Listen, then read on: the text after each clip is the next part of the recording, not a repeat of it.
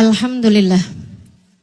Wassalatu wassalamu ala Rasulillah Muhammad ibn Abdillah wa ala alihi wa sahbihi wa man wala. Subhanaka la ilma lana illa ma 'allamtana innaka antal alimul hakim. Rabbi shrah li sadri wa yassir li amri wahlul 'uqdatan min lisani yafqahu qawli. Amma ba'du. Alhamdulillah.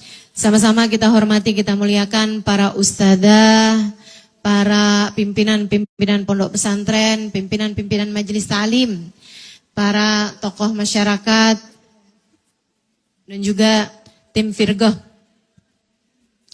Asyikin Nabi, serta segenap panitia kita, tim kita. Kita doakan semoga semuanya senantiasa berada dalam rahmat ridha Allah Subhanahu wa taala. Juga sama-sama kita hormati, kita muliakan pimpinan DKM, ketua DKM masjid ini ya, Bapak Aswan. Beserta keluarganya kita doakan semoga senantiasa dalam limpahan rahmat ridha Allah Subhanahu wa taala. Tentu saja juga semua yang hadir di majelis ini, baik ibu-ibu, kakak-kakak, adik-adik, anak-anak, nenek-nenek, cucu-cucu, karena ini lintas generasi kayaknya majelis kita ya. Hari Ahad saya suka liatin tuh ibu-ibu turun dari mulai yang tua, STW, setengah tua, turun lagi ibu-ibu muda, kemudian remaja, itu tuh anak kecil. Semoga semuanya disayang Allah, dicinta Allah, dimuliakan Allah, dibahagiakan Allah. Semoga semuanya hidup dalam keadaan istiqomah. Kalau datang waktunya meninggal dunia dalam husnul khatimah. Di akhirat nanti Allah perkenankan kita masuk surganya. Tanpa hisab, tanpa adab, tanpa itab. Birahmatika ya arhamar rahimin. Mudah-mudahan semuanya disayang Rasulullah, dirindukan Rasulullah, disyafaati Rasulullah. Di akhirat nanti ada dalam rombongan Rasulullah Sayyiduna Muhammad sallallahu alaihi wasallam. Amin ya rabbal alamin. Saudaraku sekalian saya muliakan, udah 2 jam saya pegang mic.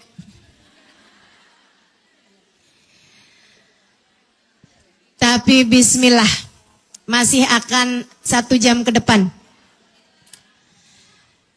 Saudariku sekalian yang saya muliakan, beberapa waktu ke depan kita akan memasuki besok hari Tarwiyah, besoknya lagi Arafah, besoknya lagi Idul Adha, kemudian 3 hari tasyrik. Di dalam hari-hari ini kita diingatkan dengan berbagai macam hal. Dalam momen-momen bersejarah bagi kehidupan. Dalam kisah-kisah indah dari orang-orang mulia. Nabi Allah Ibrahim, Nabi Allah Ismail, Nabi Allah Ishak, Sayyidah Sarah, Sayyidah Hajar. Kita semuanya diingatkan dengan peristiwa-peristiwa besar yang tidak akan habis, tidak akan cukup waktu untuk kita habiskan mempelajari kisah-kisah indah ini. Nggak akan cukup waktu untuk kita mempelajari kisah-kisah indah ini. Saya hanya akan mengambil 1 momen aja, 1 sekelumit, secuil, 1 mutiara yang paling berkilau. Salah satu dari yang paling berkilau dari kisah indah ini, teman-teman saudaraku sekalian. Gini nih, itu pun juga nggak akan saya ceritakan, tapi lagi mana sih? Bingung-bingung sendiri. Saya cuma mau ambil hikmahnya, teman-teman saudaraku sekalian, dari 1 sekelumit dari kisahnya. Begini nih. Nabi Allah Ibrahim disuruh sama Allah buat menyembelih putranya Ismail. Kan begitu? Pisah lama. Ada yang bilang 7 tahun. Ada yang bilang 9 tahun. Ada yang bilang 11 tahun. Pisahnya teman-teman. Antara Nabi Allah Ibrahim dengan Siti Hajar dan putranya Ismail. Kemudian mereka bertemu kembali. Seneng banget dong. Kota atau bahkan gurun pasir.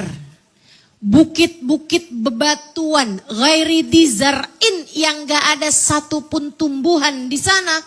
Sekarang sudah berubah menjadi perkampungan besar bernama Mekah. Belum nih. Sama Allah belum dikasih perintah buat bangun Ka'bah. Beberapa saat sebelum itu. Dan memang Allah Subhanahu wa taala, teman-teman, sebelum memberi hadiah selalu menguji dulu. Allah Subhanahu wa taala mau memberi hadiah sumur Zam-Zam untuk Siti Hajar. Diuji dulu dengan kehausan. Dengan anaknya yang udah hampir mati. Siti Hajar harus mencari air. Dari bukit Sofa ke bukit Marwa. Marwa ke Sofa lagi. Marwa, Sofa ke Marwa lagi. Terus bolak-balik. 7 kali. Saya dulu kirain dari Sofa ke Marwa tuh ke rumah saya, ke rumah depan. Ternyata 500 meter. Setengah kilo. Jadi kalau 7 kali sama dengan 3,5 kilometer teman-teman. 3,5 kilo. Ya Allah, ya Allah. Capek benar ternyata. Tapi Allah kemudian menghadiahkannya dengan sumur Zam-Zam. Sampai sekarang nih, sampai sekarang. Orang kalau minum air Zam-Zam, Siti Hajar dapat pahalanya. Emang iya Ustazah? Lah kamu kira? Dia yang menjadi sebab adanya sumur Zam-Zam. Maka setiap orang yang minum dari sumur tersebut, Siti Hajar dapat pahalanya. Subhanallah. Orang tuh kayak begitu. Man sanna sunnatan hasanatan, siapa yang membentuk satu hal kebaikan, dia akan dapat pahalanya selama orang tersebut melaksanakan perkara tersebut. Allah kemudian mau ngasih hadiah juga, membangun Ka'bah kepada Nabi Ibrahim dan Nabi Ismail. Tapi masih belum lulus nih, ujiannya masih belum selesai nih. Masih ada satu tahapan terakhir. Untuk kemudian baru dapat predikat cum laude. Baru dapat predikat mumtaz. Dapat predikat juaranya. Ada ujian terakhirnya berupa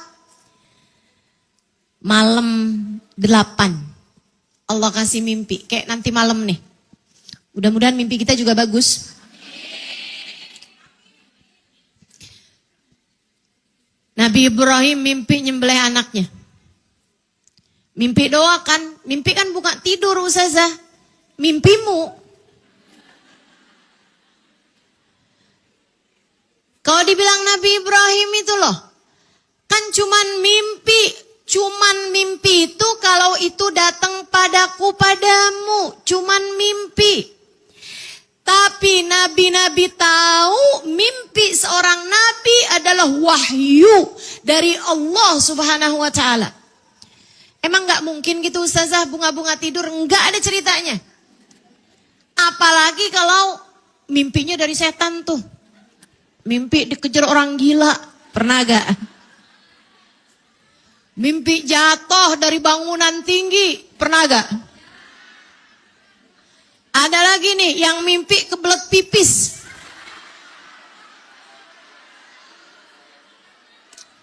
Bangun-bangun basah. Ya Allah. Bunga tidur atau bahkan dari setan sumbernya. Tapi kalau mimpinya para nabi, semua adalah wahyu dari Allah Subhanahu wa taala. Artinya Nabi Ibrahim diperintah buat nyembelih anaknya. Nabi Ibrahim galau seharian. Siapa yang enggak?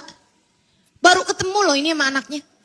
Hari itu Nabi Ibrahim ngeliatin Ismail nangis saja. Nabi Ibrahimnya dong.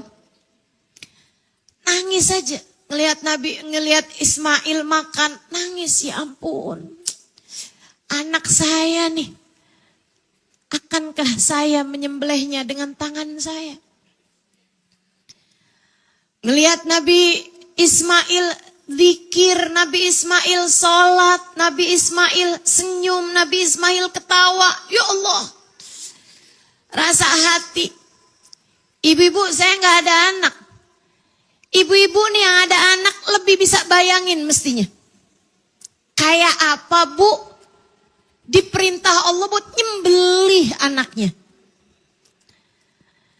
Ibu-ibu sekalian, saya nggak tahu ya kalau psikopat atau apa gitu. Tapi ibu-ibu sekalian, jangankan orang, kucing aja nggak tega loh. Nyembelih anaknya bu, ngebunuh anaknya bu. Ibu-ibu sekalian, saya bilang anak macan nggak akan dibunuh sama ibunya. Ibu-ibu sekalian yang saya muliakan, lah ini ayahandanya Nabi Allah Ibrahim alaihissalam diperintah untuk nyembelih putranya, sangat disayangi. Nabi Allah Ibrahim adalah seseorang yang penuh cinta, penuh rahmat hatinya. Dan cintanya kepada Nabi Ismail luar biasa. Kala itu Nabi Ismail masih menjadi satu-satunya putra beliau. Nabi Ishak belum lahir. Nabi Ishak belum lahir. Itu bu, istilah orang zaman sekarang anak kepengen. Anak mahal. Anak satu-satunya bu, semata wayang kulit pula. Wayang golek kan matanya dua.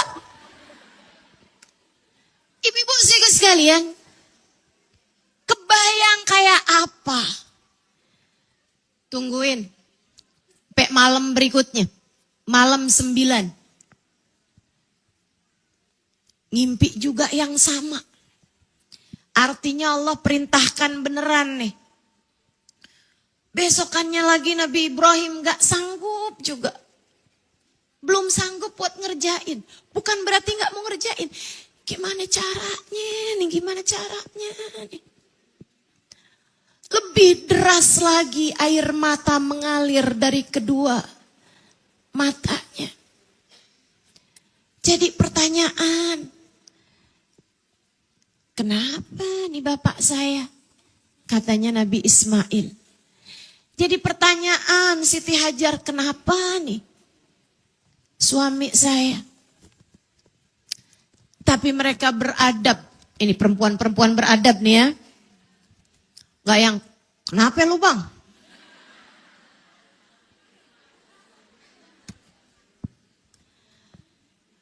Lagi ingat sama mantan.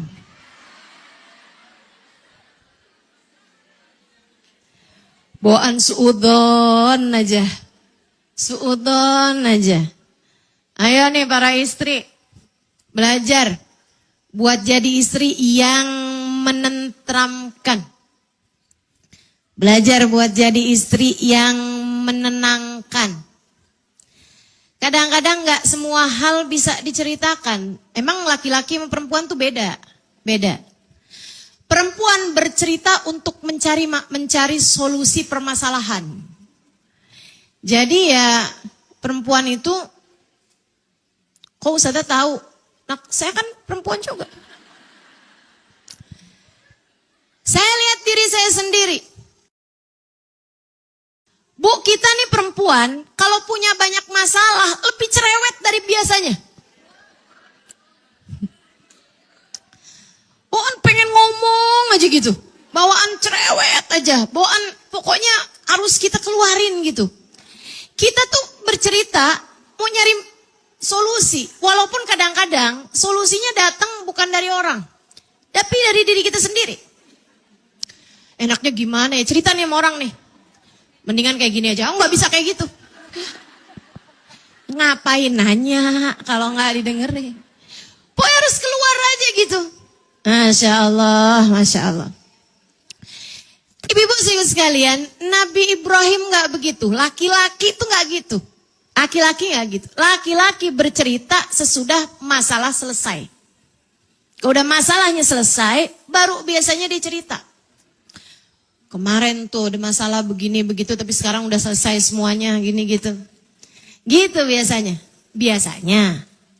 Ada juga yang bahkan udah selesai pun nggak cerita juga gitu. Ada yang kayak begitu. Emang stok kata-kata mereka kan nggak terlalu banyak kayak kita ya perempuan. Jadi kalau ada suami, ada kenapa-napa gitu kan, kelihatan berubah begini begitu, enggak usah dicurigai terus, kenapa sih bang? Cerita dong, cerita. Kamu nggak pernah nganggap saya, sih ini istrimu. Surat nikah tuh ada nama kamu, ada nama saya loh. Atau ada surat nikah yang lain nih jangan-jangan. Wah, kemana-mana kamu. Ayo para istri jangan kemana-mana. Teman-teman saya sekalian, Nabi Allah Ibrahim terus nungguin. Malam 10 bulan Dzulhijjah. Akhirnya ngimpi juga yang sama 3 kali berturut-turut. Artinya gak ada tawar-tawaran. Ibrahim, ini harus segera kamu laksanakan. Nabinya Allah, Bu. Sami'na, umirna, fa'ata'na. Kami diperintah, kami laksanakan. Tanpa tawar-menawar. Pagi hari itu, sudah menguatkan hatinya sendiri. Beliau kemudian memanggil Hajar dan berbicara dengannya. Ceritain. Siti Hajar menunduk. Keluar air mata tak tertahankan. Akankah sesudah terpisah 11 tahun lamanya, kayak ditinggal buat mati di gurun pasir, sekarang dengan tangannya sendiri dia akan menyembelih putranya. Tapi Siti Hajar faham suaminya seorang nabi, seorang nabi yang kalau mendapatkan perintah dari Allah Subhanahu wa taala tak akan ada tawar-menawarnya. Walaupun dirinya adalah seorang ibu bagi Ismail, Siti Hajar tidak melakukan transaksi, tidak melakukan tawar-menawar. Siti Hajar nggak ada ceritanya. Ibrahim jangan lupa, yang hamil tuh saya. Gak ada. Siti Hajar nggak ada ceritanya.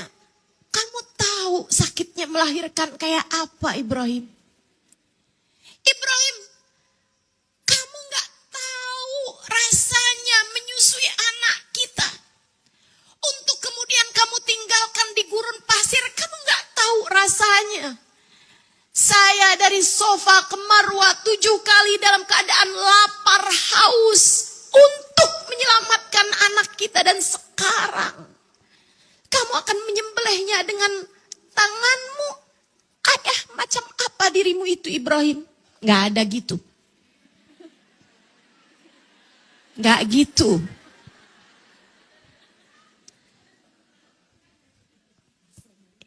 Sebab ini Siti Hajar, bukan Siti Halimah.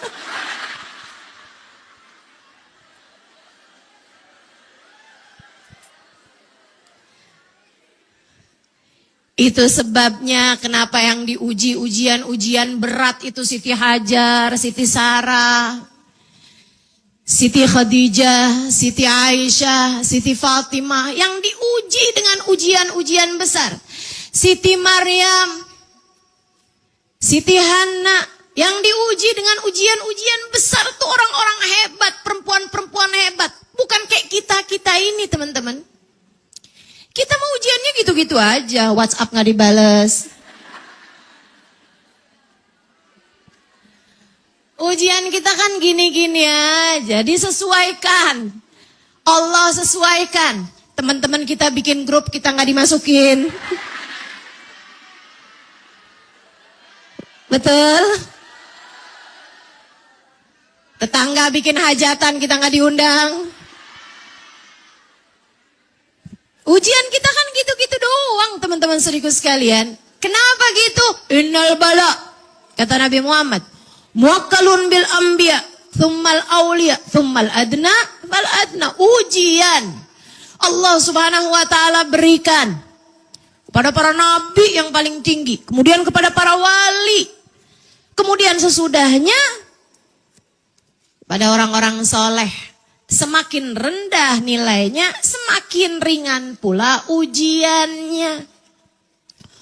Ustazah, saya diuji ustazah. Diuji apa itu? Ujian besar ustazah. Apa? Hamil di luar nikah. Lah. Itu namanya bukan ujian. Tapi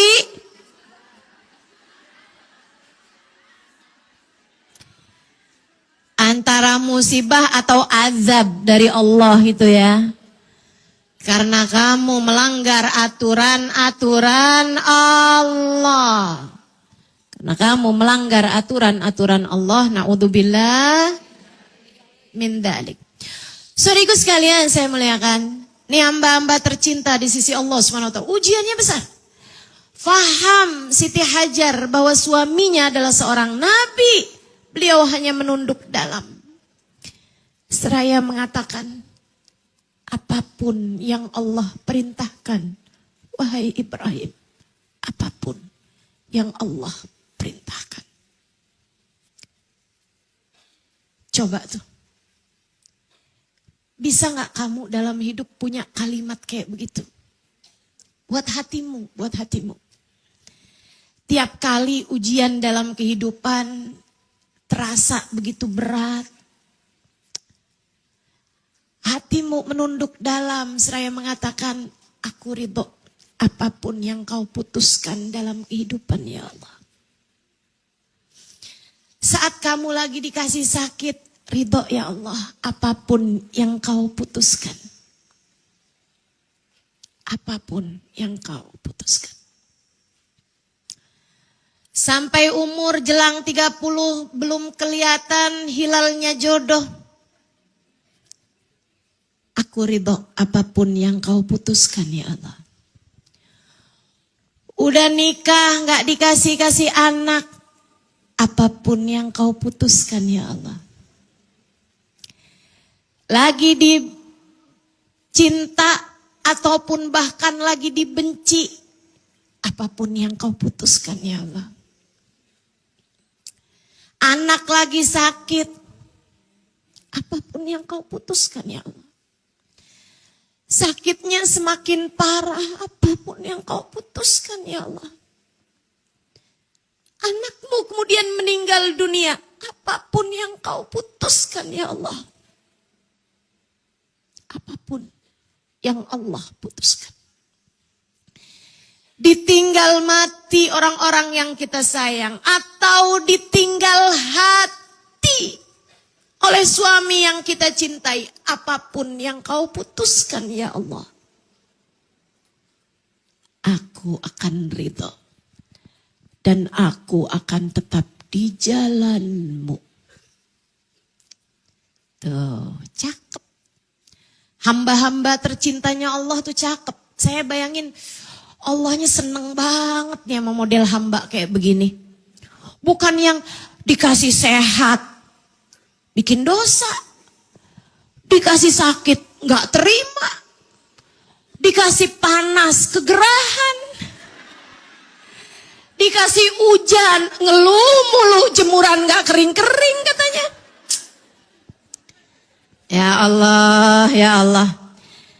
Jangan sampai Allah Tuhanmu jadi serba salah kepadamu. Bu, Kak, Dek. Ini dikasih apa enaknya nih ya? Hamba yang satu ini.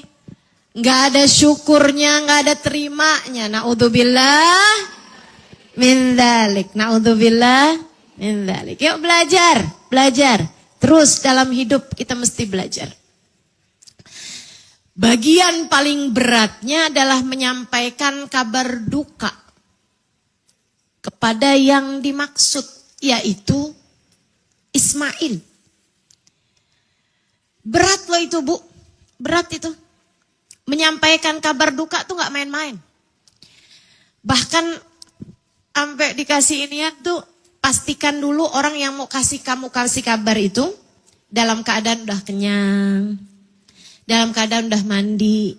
Karena orang kalau habis dikasih kabar duka, Bu, kagak kepikiran makan, gak kepikiran mandi, gosok gigi aja lupa. Beneran dah. Ibu-ibu sih sekalian saya muliakan, beneran. Orang kalau habis dikasih kabar duka, anakmu kecelakaan, emang keburu mau pakai lipstik? Saudariku sekalian saya muliakan, Nabi Ibrahim memanggil Nabi Allah Ismail. Bahasanya udah dipikirin. Orang tua juga mestinya kayak gitu. Kalau mau ngasih kabar-kabar yang gak enak buat anak-anaknya, bahasamu pikirin. Makanya saya sangat menyarankanmu untuk terus belajar, ibu-ibu, kakak-kakak, adik-adik. Biar bahasamu tuh lebih tertata. Biar kalau ngomong itu gak gampang nyakitin. Biar kalau ngomong itu gak bikin salah paham. Kalau orang yang saya ngomongin cuma anak saya sendiri, itu masalahnya. Itu masalahnya. Kamu gak punya rasa hormat kepada anakmu. Kamu gak punya rasa hormat kepada suamimu. Sehingga kamu kalau mau ngomong sama suami, ngomong sama anak, gak pakai dipikir dulu bahasanya. Oh Ustazah ribet banget dah. Suami-suami saya sendiri kok Ustazah. Anak-anak saya sendiri kok Ustazah. Ibu-ibu saudaraku sekalian, kalau suamimu tidak mendapatkan cukup rasa hormat darimu, dari siapa lagi? Seharusnya suamimu, anakmu adalah orang-orang nomor satu yang harus kamu hormati. Mereka hamba Allah yang paling banyak interaksinya dengan dirimu. Orang tuh kalau punya sesuatu, itu bisa membaginya kepada orang lain. Makanya saya liatin perempuan-perempuan yang kalau ngomong kasar, emang gak punya harga diri. Makanya gak pinter menghargai orang. Paham? Ini sindiran loh ini. Buat kamu yang masih kadang-kadang ngomongnya kasar, ngomongnya kotor, Bu. Kalau kamu punya harga diri, kamu gak akan kayak begitu. Kalau kamu perempuan mulia, maka ucapan yang keluar dari mulutmu adalah kalimat-kalimat yang memuliakan. Kalau kamu punya harga diri yang tinggi di hadapan Allah Subhanahu wa taala, Allah kasih kamu nilai, maka Allah akan jadikan ucapanmu kepada orang-orang di sekelilingmu menjadi ucapan yang bernilai juga. Subhanallah, Nabi Ibrahim ngomong sama anak ditata dulu.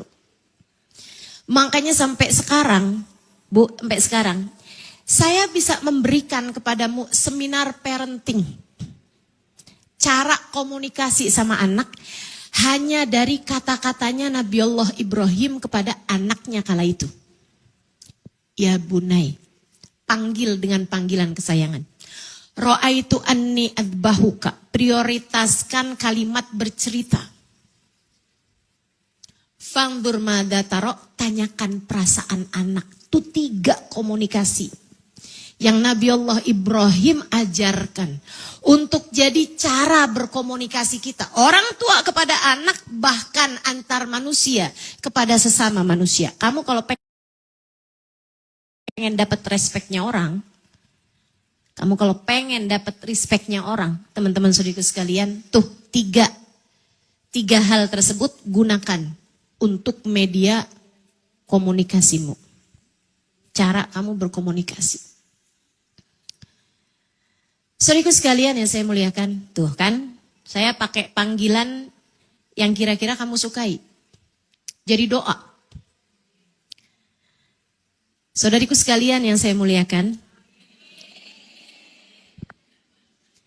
saya memuliakanmu, saya mendoakan kamu jadi orang-orang mulia. Dan saya nggak panggil kamu jamaah saya. Sidang minggu yang mulia. Saya nggak pakai kalimat tersebut. Saya menganggapmu saudari-saudari saya. Saya menganggapmu sebagai saudari saya sesama Islam, sama Muslim, sama Muslimah. Pakai kayak begitu tuh buat kamu manggil suamimu. Suamimu panggilnya senangnya dipanggil apa? Bukan yang kamu mau. Ini aneh nih. Ada orang manggil saya dengan panggilan yang dia mau lah. Dianya tahu nggak saya mau apa enggak gitu. Panggil itu yang orang tersebut suka, bukan yang kita suka. Kamu punya anak gendut lucu, kamu panggil, Moy sini Moy. Dut sini Dut. Kok kamu kayak gitu sih? Itu panggilan saya, panggilan kesayangan saya, panggilan kesayangan kamu. Dianya sayang apa enggak? Dianya seneng apa enggak? Panggilan favorit saya, favorit buat kamu, buat dia bagaimana? Saudara sekalian, yang dia sukai, bukan yang kamu sukai. Ya bunai, ra'aitu anni adbahu. Pakai kalimat cerita. Itu sebabnya saya banyak cerita. Kan begitu? Kamu seneng dengar saya ngomong karena saya lebih sering menggunakan kalimat-kalimat cerita. Bayangin kalau misalnya saya pakai kalimat-kalimat perintah.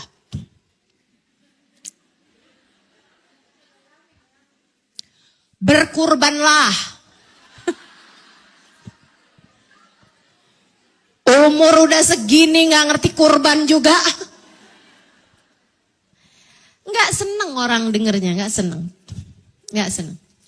Ra'aitu anni adbahuk. Ra'aitu anni adbahuk. Jangan tinggal sholat.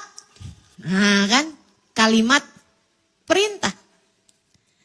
Berat didengar, lebih bagus. Jangan mau ninggal sholat. Nah itu. Itu kan kalimat cerita. Kalimat bercerita. Ibu-ibu belajar bahasa Indonesia dulu kan? Ada kalimat cerita, ada kalimat perintah ataupun kalimat larangan. Gitu ya. Nabi Allah Ibrahim. Ra'aitu anni adbahuka. Kemudian nanya, fangdur madza tara. Karena saya nggak lagi mau ngasih seminar parenting dan seminar komunikasi, jadi saya cukupkan aja bagian yang itu.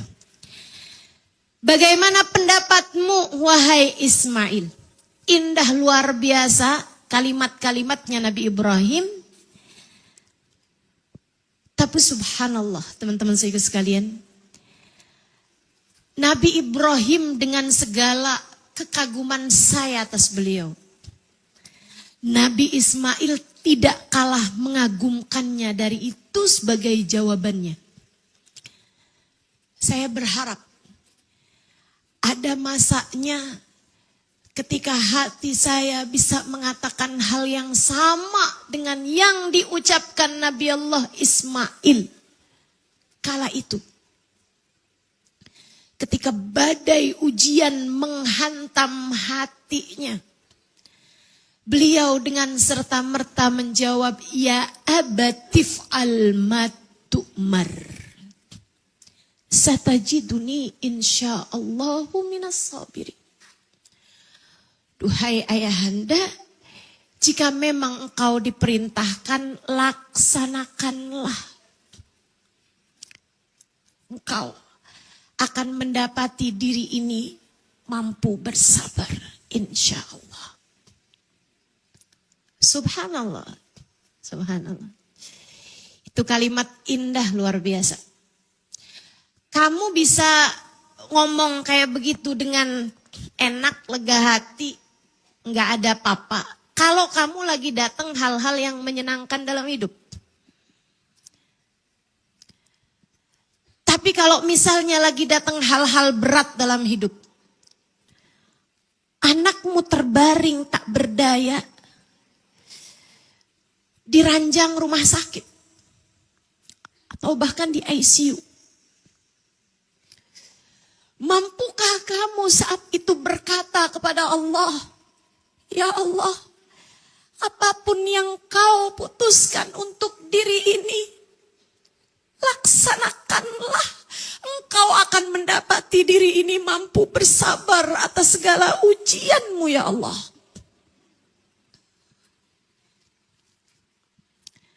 Saat dirimu sendiri sedang akan masuk ruang operasi, atau bahkan sudah berada di dalamnya, ketika dokter dan para perawat mempersiapkan alatnya, seraya mengatakan, sudah diminta keluargamu untuk tanda tangan.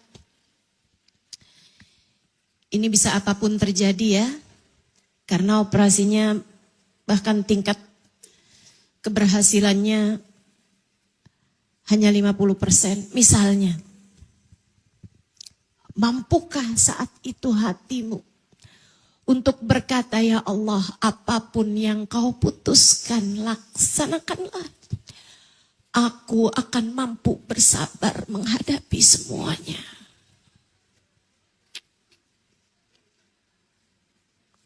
Ya abatif al-matumar, satajiduni insyaallahu minas sabirin. Disembelih loh ini. Emang Nabi Ismail udah tahu nih bakalannya ada happy ending di akhir? Gak tahu. Dan orang mana yang berpikir, manusia normal mana yang berpikir, nih kayaknya saya kalau disembelih tetap selamat deh. Orang mana yang berpikir semacam itu? Artinya Nabi Allah Ismail faham betul bahwasanya ayahnya akan menyembelihnya dan membunuhnya, menewaskannya dengan tangannya sendiri sesudah 11 tahun atau 7 tahun meninggalkannya sendirian bersama dengan ibunya di gurun pasir itu. Nabi Ismail gak ada bilang lagi nih ya. Dan terjadi lagi nih. Kisah ditinggalin sendirian. Dulu kau meninggalkan saya, sekarang kau akan membuat saya meninggal. Ibu-ibu saudaraku sekalian yang saya muliakan. Ya abatif al-matumar. Kepasrahan mutlak. Keimanan mutlak. Keyakinan mutlak bahwa hidup punyanya Allah, diri ini punyanya Allah, nyawa ini punyanya Allah. Hembusan nafas punyanya Allah. Ketika Allah SWT mau menewaskan seseorang dengan kecelakaan, mau menewaskan seseorang dengan terbunuh, mau menewaskan seseorang dengan sakit, hak Allah SWT. Nabi Allah Ismail faham betul itu, bahwa hak Allah SWT juga untuk menjadikannya mati di tangan bapaknya sendiri. Hak Allah, hak Allah. Kita cuma hamba, hak Allah, hak Allah. Ingetin itu terus pada dirimu. Kalau kamu lagi dibenci sama orang, hak Allah.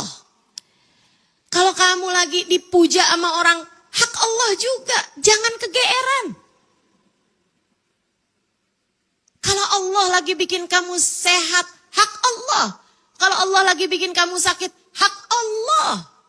Kita hanyalah hambanya, teman-teman sekalian. Kita hanyalah hambanya. Satu hal yang kamu perlu pastikan untuk dirimu adalah tetap berada di jalannya. Tetap berada di jalan Allah. Jangan memilih jalan selain jalannya Allah. Jangan memilih jalan lain selain dalam jalannya Allah. Makanya yang dipilih sama Ismail adalah berdoa berupa insyaallahu minas sabirin. Saya akan belajar, saya akan meminta pada Allah. Jika Allah berkehendak, semoga saya menjadi orang-orang yang sabar. Ibu-ibu sekalian saya muliakan, dan kita pun tahu ending ceritanya. Ustazah, mungkin itu karena para nabi ya Ustazah. Emang iman mereka makan lain sama kita. Ya iya itu udah pasti. Mereka gak digodain sama setan kali ya Ustazah ya. Setan gak deketin mereka kali ya. Oh itu enggak. Setan deketin mereka. Dari deketin ke Siti Hajar. Sebelumnya deketin Nabi Allah Ibrahim. Ibrahim serius. Kamu mau nyembelih anak kamu Ibrahim. Kamu emang nabinya Ibrahim. Tapi bukan berarti kamu gak bisa protes sama Allah. Coba deh Ibrahim. Mungkin kalau kamu usaha lagi, kamu doa lagi. Allah mungkin mengubah keputusan-keputusannya terhadap dirimu. Bisa aja Ibrahim.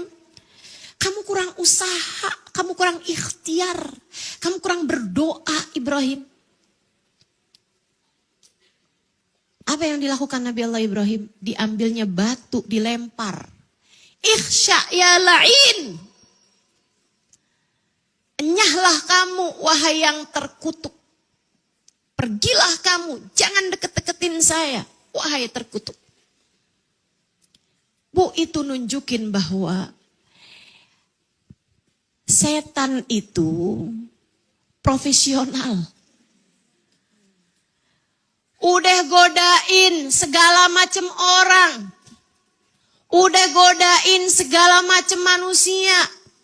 Dari tingkatannya nabi, tingkatannya wali, sampai tingkatannya rakyat jelata, semuanya digodain sama setan. Semuanya digodain sama iblis. Cuman masalahnya mereka menang, kita kagak. Kan begitu?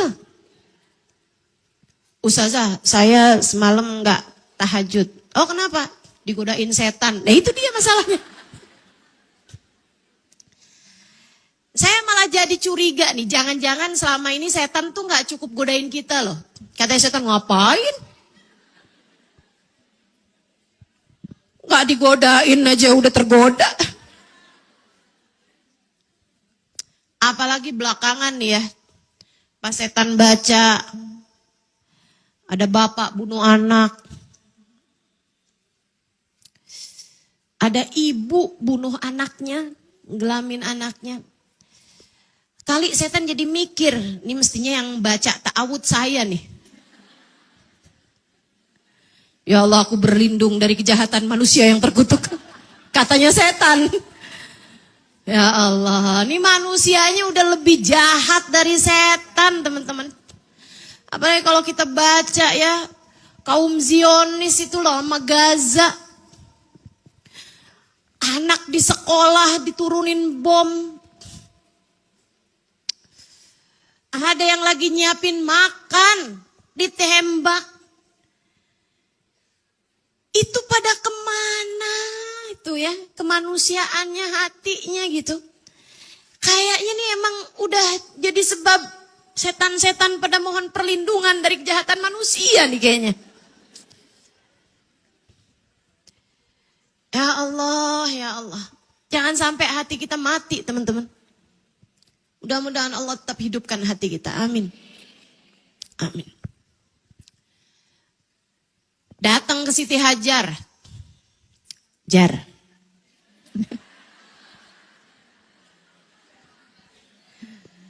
Saya kalau disambung tuh jadi kayak ngata-ngatain gitu. Hajar. Kayak perintah ya.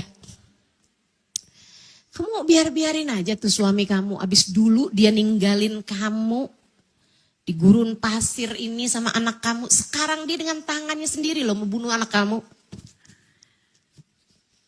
Kamu lupa siapa yang berjuang buat anak kamu selama ini. Terus kamu biarkan aja bapaknya kayak begitu. Suami macam apa dia itu Hajar? Tapi Sayyidah Hajar adalah istri seorang nabi. Itu sebabnya bukan kita. Ini kalimat kayak bercandaan, tapi saya sering dengar Sayyidil Habib Umar bin Hafid bicara kayak gitu. Kata Habib Umar bin Hafid, Allah tuh milih Sayyidina Abu Bakar, Sayyidina Umar, Sayyidina Uthman, Sayyidina Ali buat jadi sahabat-sahabatnya Nabi Muhammad, bukan kita. Bukan kita yang dipilih. Karena itu orang besar, menemani orang besar. Teman-teman sekalian, Nabi Allah Ibrahim, ibu dari anaknya Siti Hajar, istri seorang nabi, anak seorang nabi, ibu seorang nabi. Maksudnya ibu dari seorang nabi yaitu Ismail.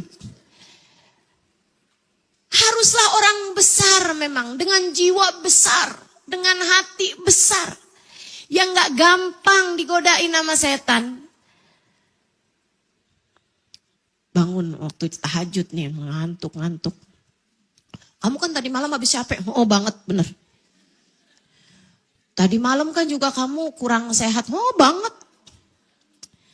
Lagian kan tahajud masih bisa malam-malam besok. Iya, ya udah. Langsung percaya banget gitu. Kayak setan gak perlu godain, pintunya udah kebuka, iya gak sih? Ya Allah, ya Allah.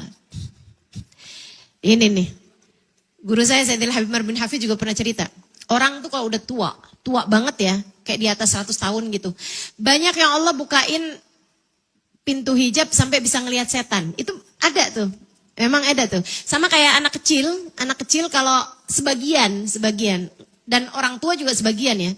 Yang usianya udah tua banget sama anak kecil yang umur-umur kayak 3 tahun, 4 tahun gitu. Biasanya memang ubun-ubunnya nih masih lembek. Itu teman-teman, banyak di antara mereka yang bisa ngelihat setan, ngelihat makhluk halus lainnya juga. Kayak bisa ngelihat jin, gitu kan? Bisa ngelihat makhluk-makhluk yang lain gitu.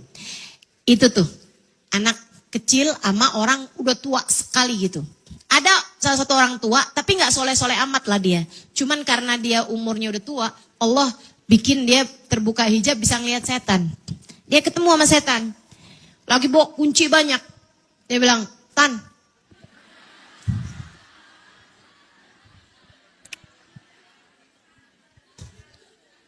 Kamu godain orang-orang kan? Oh. Itu kunci tuh. Oh. Buat apaan? Buka hatinya orang. Buka hatinya orang-orang nih. Ada kuncinya. Ini cerita dari guru saya ya, Sayyidil Habib Umar bin Hafid. Kamu jangan nyari dalilnya.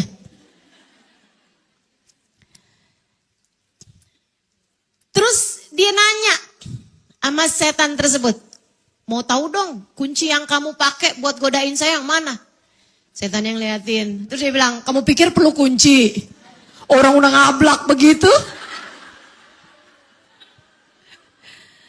Jadi kalau kamu pikir, saya tadi malam gak tahajud digodain setan. Kata setannya,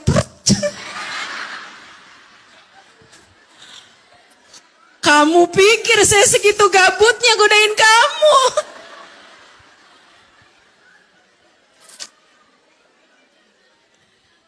Ya Allah, ya Allah.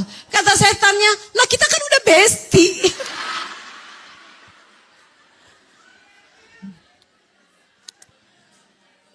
Selama ini udah temenan sama setan, bagaimana mungkin kamu bisa ngerasa digodain sama setan? Itu sebabnya kalau bulan puasa beneran Ustazah nggak ada setan, beneran. Tapi kok saya masih berat juga ngerjain taat, tak asli.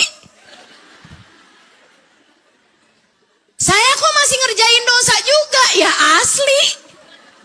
Selama ini kamu emang udah segitu temenannya sama setan, teman-teman. Kayak gitu. Datang pada Siti Hajar langsung lemparkan pakai batu. Ikhsya ya la'in. Datang kepada Nabi Allah Ismail. Nabi Allah Ismail juga mengatakan hal yang sama. Ikhsya ya la'in.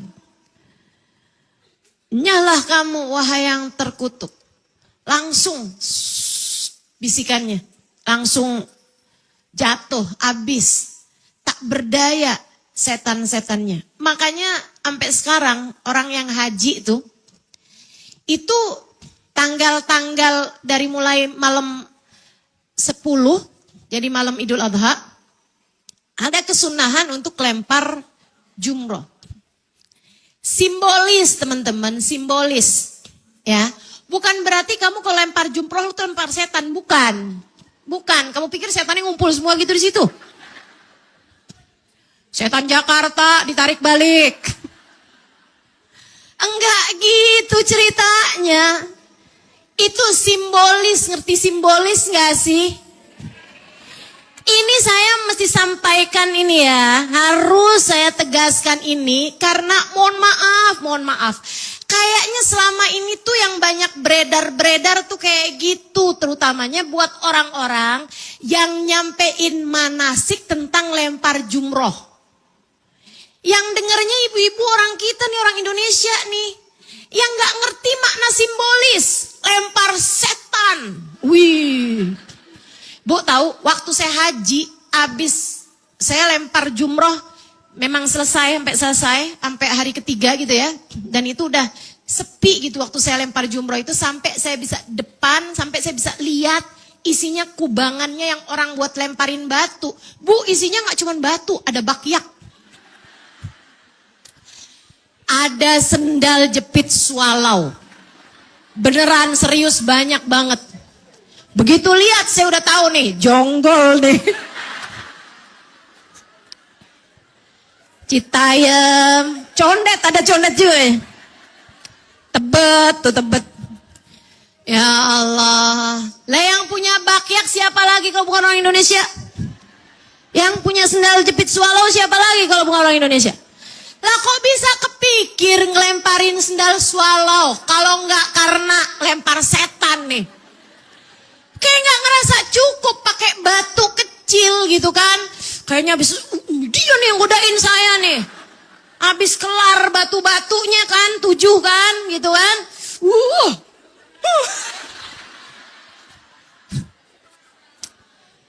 Yang dibayangin gara-gara setan nih suami saya kepicut sama janda belakang rumah.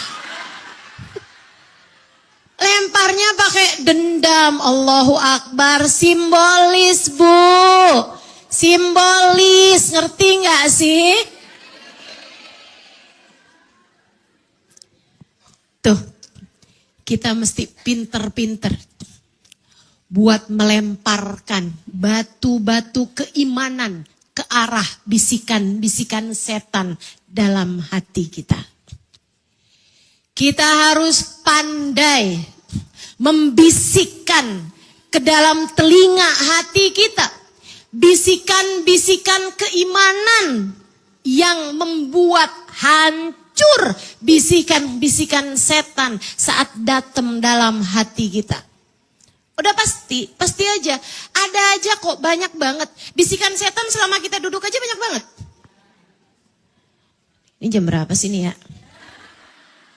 Kagak kelar-kelar juga nih. Ini bacaan banyak banget nih. Ya ampun. Apa pulang aja ya dengerin pakai inian? Pakai live streaming. Ada tuh, ada di sini yang mikir kayak begitu. Bisikan setan dalam dirinya tadi tuh waktu pembacaan tadi tuh. Habis itu tapi enggak jangan Kenapa soalnya? Siapa tahu abis gini saya jadi ahli zikir. Jadi ntar kalau suami ngadi-ngadi nih, tinggal saya bilangin aja, hati-hati bang ahli zikir. Jadi ujub. Allahu Akbar. Tuh teman-teman saudara sekalian, kita harus pinter-pinter. Harus pinter-pinter, kita mesti punya tuh bahasa-bahasa yang buat kita kuat hati di saat setan mulai ngebisik-bisikin kita. Misalnya bangun tahajud. Kan setan, udah besok malam aja. Kan gitu. Udah entar kamu capek hari ini. Lagian itu sunnah. Ya Ustaz Ali memang negesin, tapi itu sunnah. Ibu-ibu, teman-teman saudara sekalian, kamu harus punya tuh bahasanya. Yang bikin hati kamu tuh langsung bangun gitu. Apa Ustazah bahasanya? Terserah kamu tuh. Apa gitu yang membuat hati kamu tuh kayak malu mauban, udah umur segini belum juga bisa istiqomah tahajud. Kan begitu?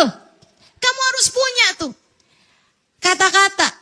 Ingat-ingat kalau tidak ucapan bagindamu Nabi besar Muhammad sallallahu alaihi wasallam. Katanya Nabi gini nih Bu nih. Allah Subhanahu wa taala mengatakan, namanya hadis qudsi berarti. Nabi Muhammad ngomong tentang Allah Subhanahu wa taala tapi tidak termasuk dalam bagian ayat Al-Qur'an. Namanya hadis qudsi. Kata Nabi Muhammad, Allah mengatakan kadzab manidda'a mahabbati idza jannahu lail nama anni. Dasar tukang bohong, kata Allah. Kata Allah. Kita dibilangin tukang bohong sama laki kita aja kita enggak demen. Kita dibilangin tukang bohong sama anak kita aja kita tersinggung. Kita dibilangin tukang bohong sama teman kita aja kita tersinggung. Teman-teman saudara sekalian, ini yang ngatain tukang bohong Allah Subhanahu wa taala. Tidakkah selayaknya kamu tersinggung kalau kamu termasuk di antara kelompok tersebut? Allah bilang kadzab, kata Allah. Dasar tukang bohong. Siapa ya Allah? Manidda'a mahabbati, orang-orang yang ngaku mencintaiku. Idza jannahu lail nama anni, tapi sepanjang malamnya dia nyuekin aku, dia pergi tidur meninggalkan aku. Tidak semenit pun, tidak setengah jam pun dia bangun untuk menghadap padaku.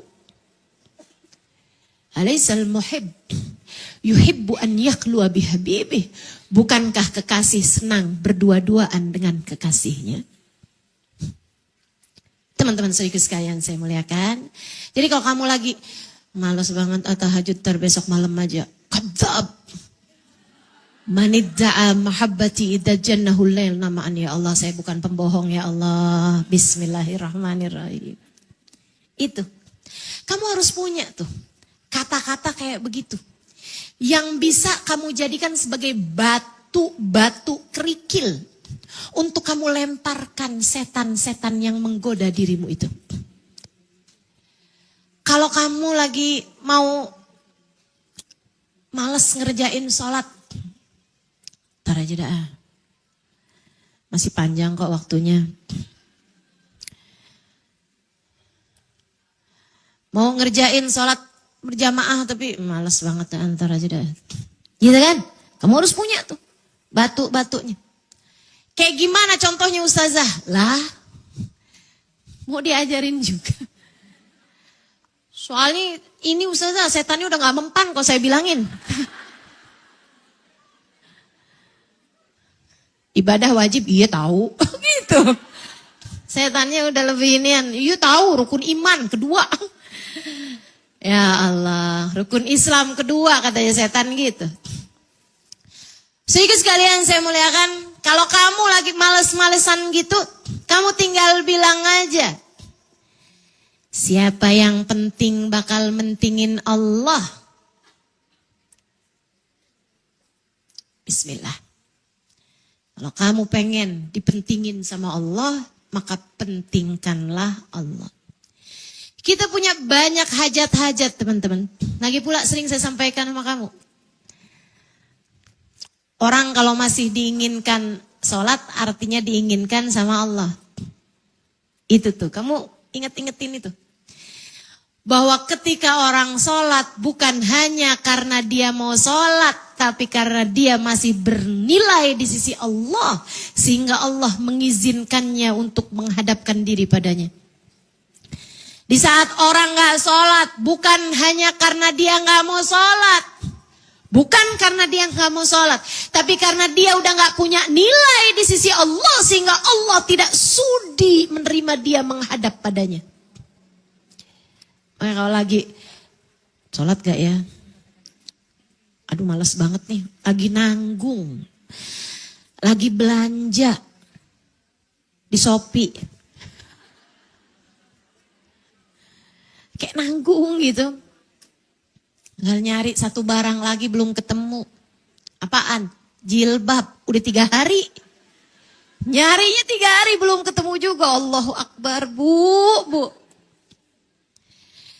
Ayo bismillah nih. Kamu sampaikan kepada dirimu itu. Saat orang sholat bukan karena dia mau sholat, tapi karena Allah mencintainya sehingga diizinkannya menghadap padanya. Saat seseorang gak sholat, artinya Allah tidak menginginkannya untuk menghadap padanya. Ingetin diri. Itu mesti banget tuh. Sampai teman-teman saudaraku sekalian ketika mereka telah sampai di tempatnya, jalan berduaan nih. Nabi Allah Ibrahim dengan Nabi Allah Ismail. Itu Bu, Nabi Allah Ibrahim bahkan Nabi Allah Ismail bahkan bilang, ayah yang tajam ya pedangnya. Ini subhanallah. Orang beriman memang luar biasa. Jadi Nabi Allah Ismail tuh gak yang kayak tawar-tawaran sama perintah Allah gitu ya. Tapi coba aja asal-asalan aja ngerjainnya biar batal. Enggak gitu. Kita kan kadang suka ngerjain sesuatu, tapi kalau batal kita seneng. Lagi puasa nih. Pas siang-siang kita lihat, yes mens. Ada yang pernah begitu? Ada yang pernah begitu? Kenapa kalau mens kamu girang? Kamu lagi ngerjain ibadah, batal malah seneng. Ya Allah. Dulu Ustazah lagi kecil, sekarang mah enggak gitu beda. Saudaraku sekalian saya muliakan, Nabi Allah Ismail bahkan bilang sama ayahnya, "Yah, yang tajam pedangmu ya." Kenapa gitu, Nak? Sebab kalau tajam ya, saya jadi nggak terlalu kesakitan. Jadi serat udah gitu.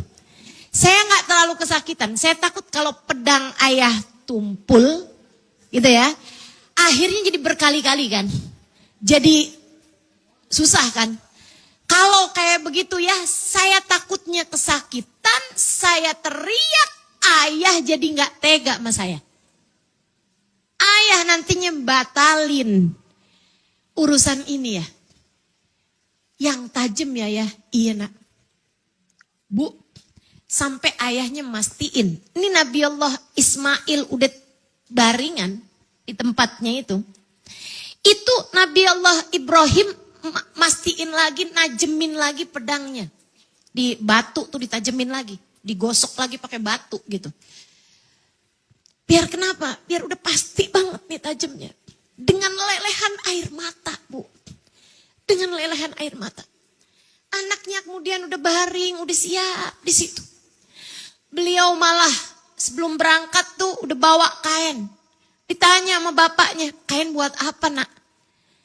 Buat nutupin badan saya ya, biar ayah gak kelihatan muka saya. Biar ayah gak kelihatan badan saya. Saya takut ayah kalau lihat badan saya, lihat muka saya. Ayah jadi berat buat ngerjainnya. Mendingan saya gak usah dilihat aja sama ayah. Allah. Luar biasa. Ini masuk kelompok orang-orang yang kalau ngerjain sesuatu gak mau gak bagus.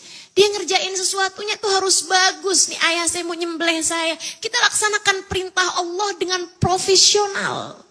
Dengan maksimal. Dengan cara-cara yang paling bagus. Itu teman-teman saudariku sekalian.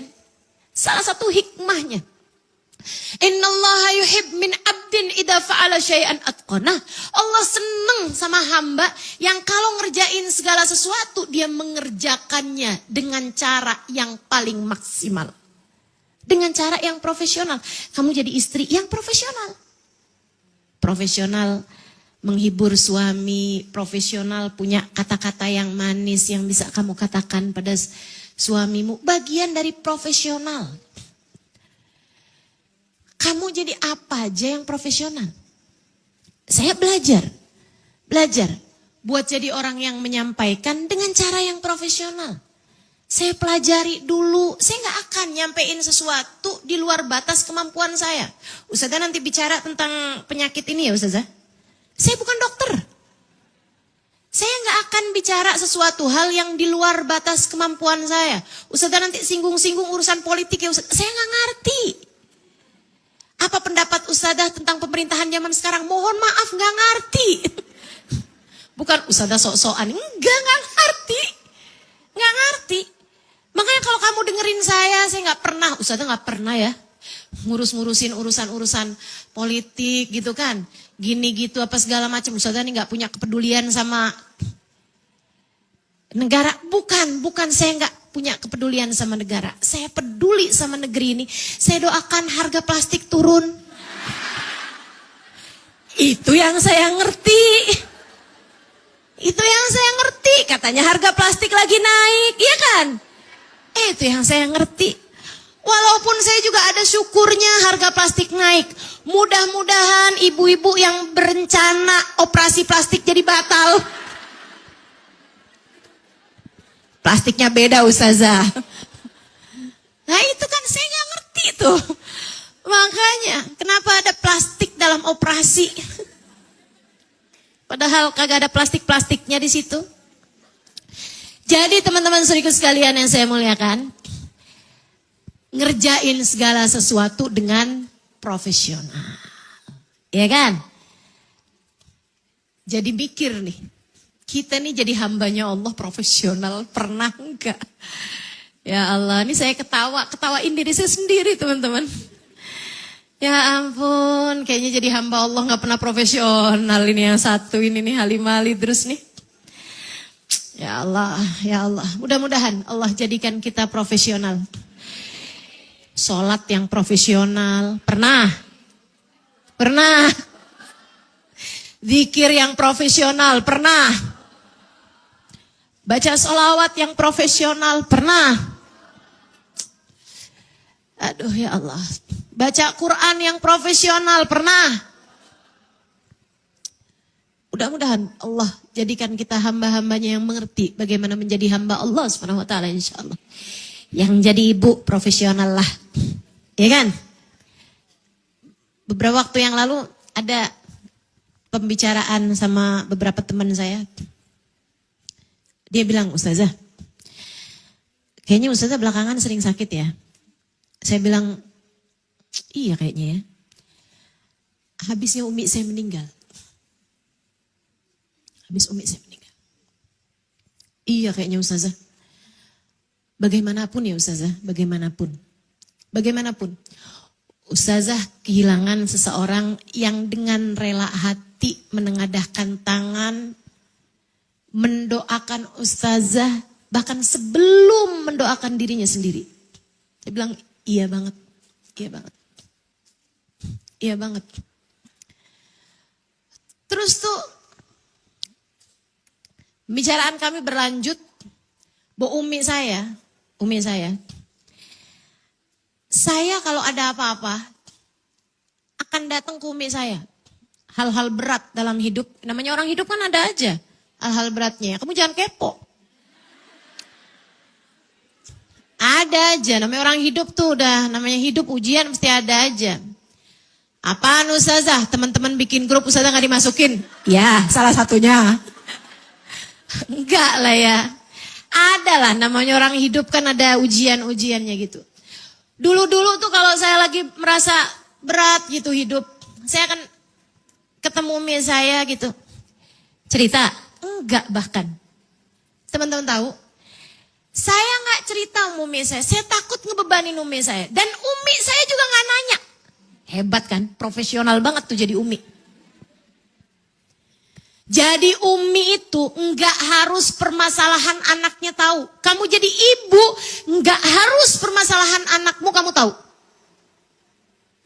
Tapi tiap kali saya datang ke umi saya, ketika saya dalam keadaan berat, kamu tahu apa yang saya kerjakan?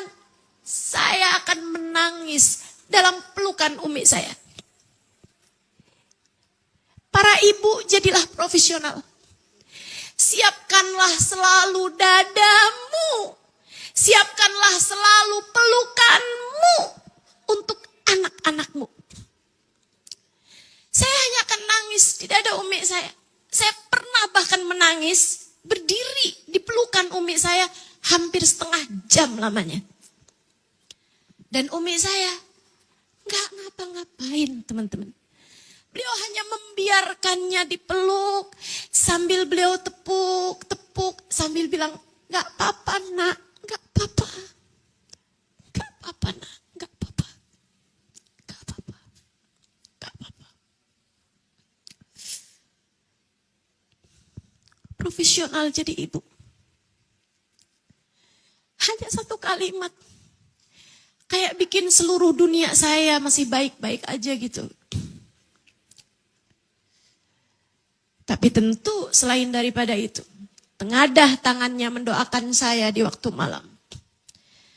Yang bahkan menyebutkan nama anak-anaknya lebih dulu daripada namanya sendiri. Subhanallah. Profesional jadi seorang ibu. Yuk belajar. Kerjain segala sesuatu dengan profesional. Teman-teman sekalian, disembelihlah. Udah nih tajam. Ini dari tadi nih, kesembelihan nggak kelar-kelar juga ini ya. Udah hampir 1 jam. Baringkan, pegang tangannya. Sebelah kiri nih pegang kepala, gitu kan. Sebelah kanannya pegang pedang, ngepasin di lehernya. Bu, Nabi Ismail merasakan dinginnya pedang di leher beliau. Beliau bersiap menjalani ujian ini dengan lapang hati. Inilah akhirnya. Nabi Ibrahim mengangkat kembali pedangnya. Ia menengadah ke langit. Diiringi jutaan malaikat yang ikut menangis dengan kejadian tersebut. Ya Allah, Ibrahim beneran tuh. Ibrahim beneran kesedak terru'ya.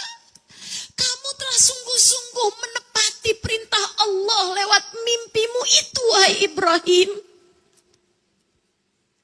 Malaikat langit ikut serta menangis bersama dengan banjir tangisannya Nabi Allah Ibrahim.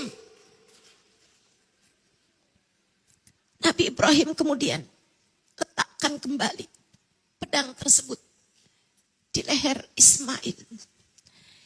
Tanpa tahu bahwa sekarang pedang tersebut sudah Allah letakkan di leher seekor domba. Ya Allah, aku laksanakan perintah-Mu ini ya Allah. Lihatlah aku ya Allah.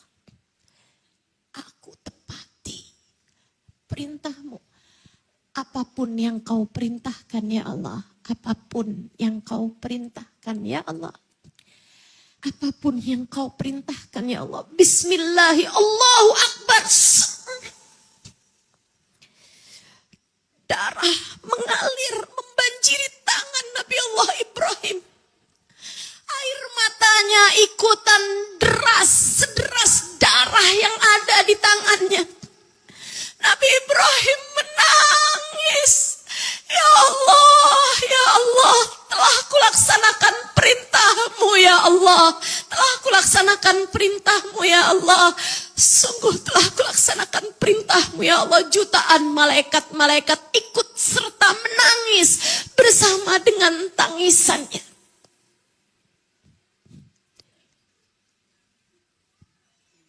Sesaat kemudian, ayah, Nabi Allah Ibrahim bangun, kemudian dilepaskan, disibak kain tersebut, dan di sanalah dia lihat Nabi Allah Ismail masih merem, karena kan mau disembelih tuh, masih merem dengan sampingnya ada seekor domba yang sudah tersembelih. Ayah, Ismail, mereka berdua pun berpelukan, sujud syukur pada Allah Subhanahu wa taala. Kemudian mereka bertakbir bersama, Allahu Akbar, walillahil hamd. Allahu Akbar, walillahil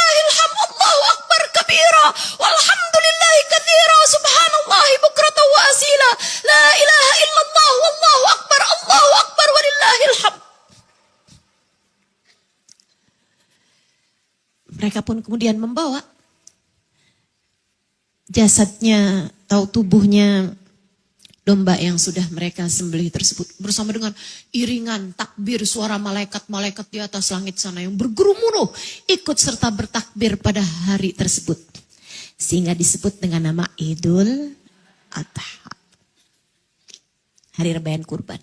Yuk, kita nyembelih juga. Ya kan, Idul Adha. Kita nyembelih juga dong. Alhamdulillah yang disuruh sembelih bukan anak kita, bukan saudara kita, bukan orang-orang yang kita cintai. Yang Allah perintahkan buat kita sembelih adalah simbolis. Sekali lagi, ia adalah simbolis ya. Yang disuruh sembelih siapa nih? Kalau saya mau ikutan Nabi Allah Ibrahim.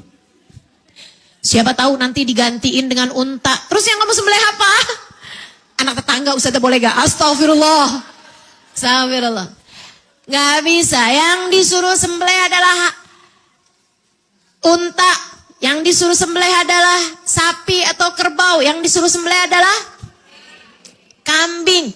Teman-teman saudaraku sekalian, niatlah dengan menyembelih tersebut untuk menyembelih hawa nafsumu yang suka menuntutmu itu gak ada habis-habisnya. Niatlah menyembelih keburukan-keburukan dalam dirimu. Niatlah menyembelih dosa demi dosa yang selama ini kamu laksanakan. Kamu sembelih. Niatlah menyembelih kebiasaan-kebiasaan buruk teman-teman saudara sekalian. Ketergantungan-ketergantungan. Kita nih sekarang hidup di dunia ketergantungan kita banyak. Tergantung sama suami, iya juga. Tergantung sama anak, iya juga. Tergantung sama makanan, mesti enak, iya juga. Kan begitu? Ama sekarang nih ya, kebutuhan dulu 3, sandang, pangan, papan. Sekarang nambah casan. Betul? Ama wifi juga. Iya kan? Ketergantungan kita tambah banyak aja hari demi hari. Ya Allah, ya Allah, ya Allah. Kita mau minta nih, saya secara khusus mau minta sama Allah SWT. Ya Allah, ya Allah, angkatlah segala ketergantungan saya terhadap urusan-urusan dunia. Agar hati saya mengerti hanya bergantung kepadamu ya Allah. Yuk bismillah, kita akan sembelih ya kan. Nah nanti nih, Ustazah kalau yang gak mampu sembelih gimana Ustazah? Ya udahlah, nerima sembelihan aja lah. Ayam gimana ayam Ustazah ya? Ada perbedaan pendapat ya. Ada khilaf di antara ulama. Salah satu dari yang memperbolehkan kurban ayam itu Sayyidina Ibnu Abbas.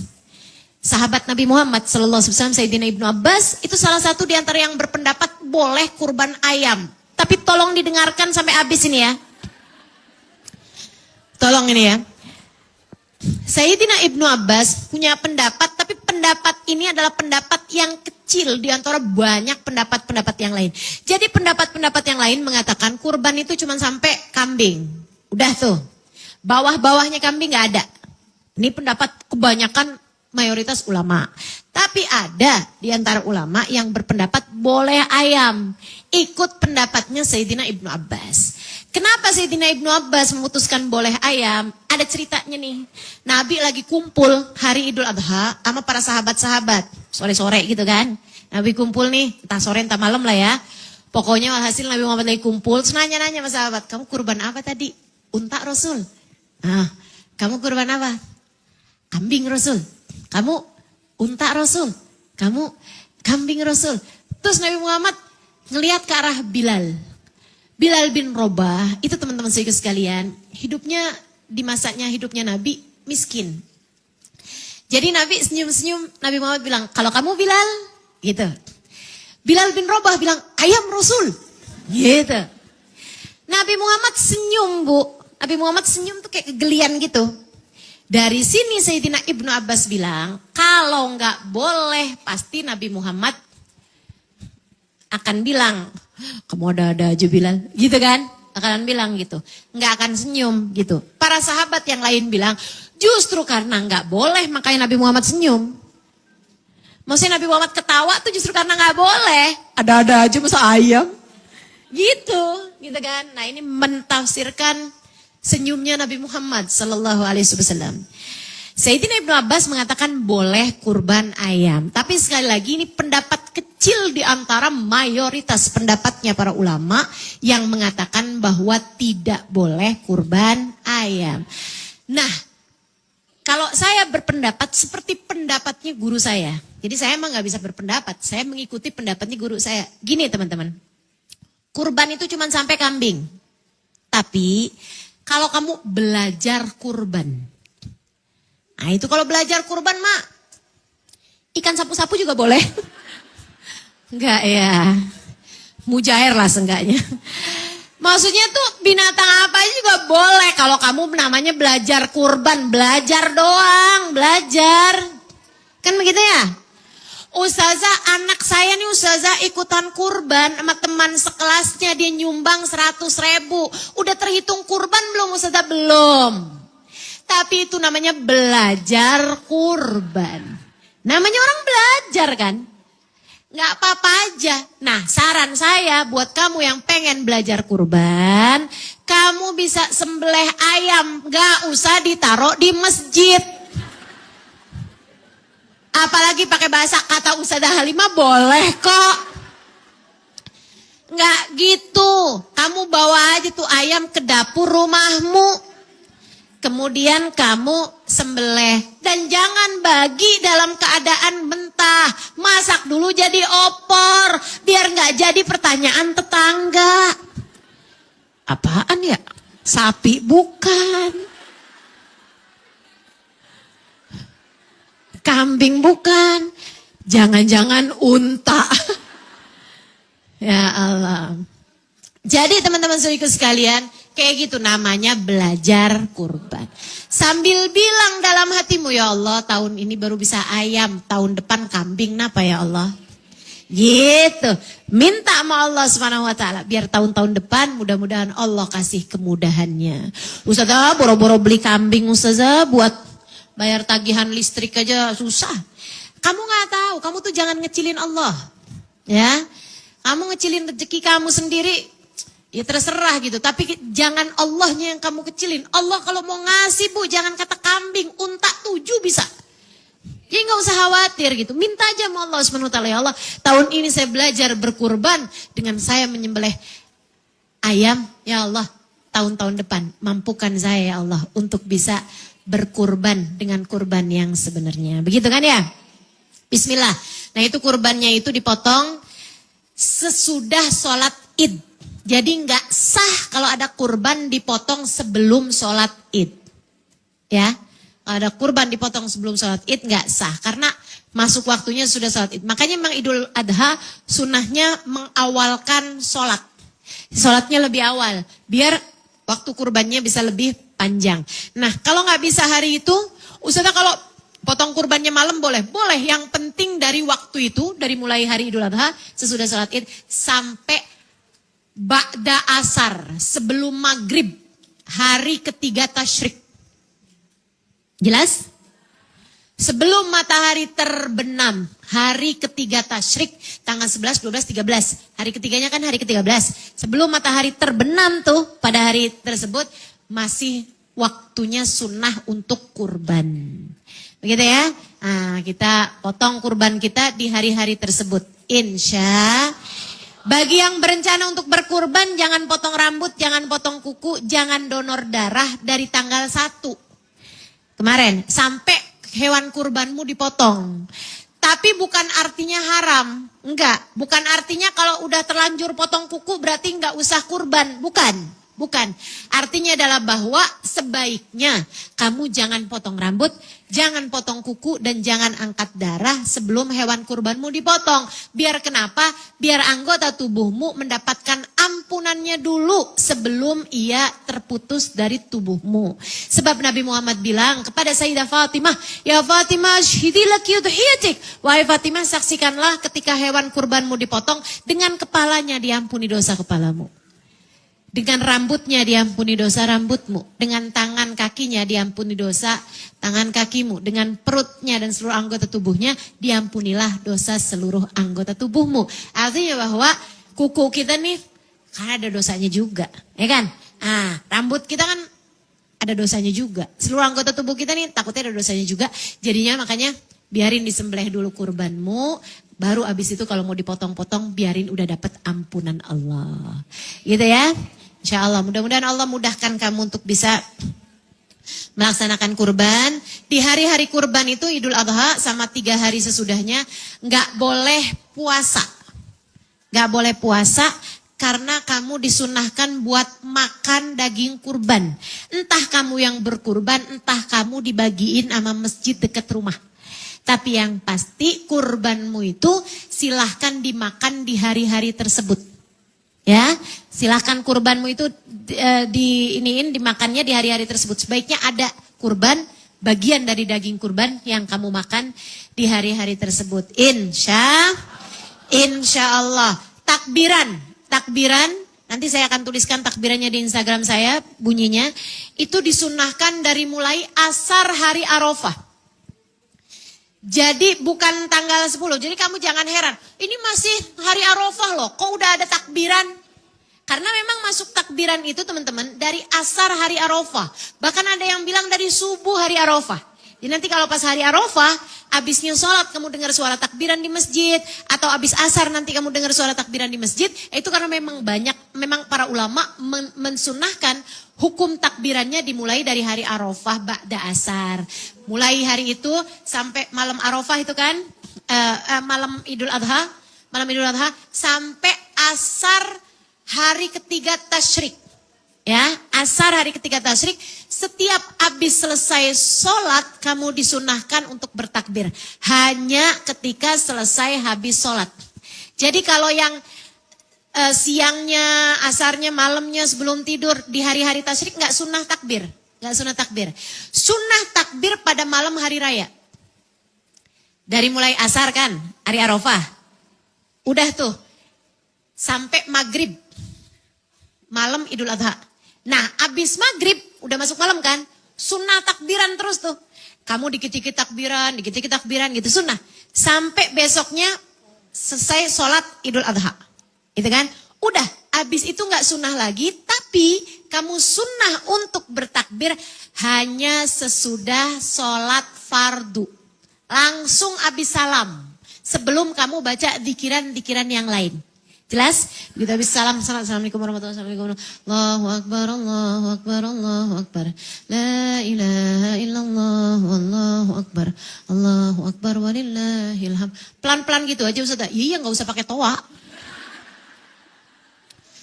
Udah kamu takbiran tuh. Pokoknya tiap habis selesai salam sholat. Ustazah walaupun sholatnya sendirian. Tapi emang sebaiknya yang namanya sholat fardu itu kapanpun juga sunnah untuk mengerjakannya dengan cara berjamaah. Di hari Arafah besok banyakin dzikir, banyakin doa. Terutamanya adalah membaca surat Al-Ikhlas 1000 kali di hari Arafah. Nanti selesainya sebelum asar. Ba'da asarnya kamu banyakin doa. Doa asar hari Arafah mustajab. Doa sesudah membaca 1000 kali Fatih, 1000 kali Al-Ikhlas mustajab. Jadi kamu gabungkan itu, kemudian kamu berdoa, doa-doa yang baik-baik, doa-doa yang banyak-banyak kamu doakan siapapun orang-orang yang kamu sayangi, termasuk doakan saya juga bersama dengan doa.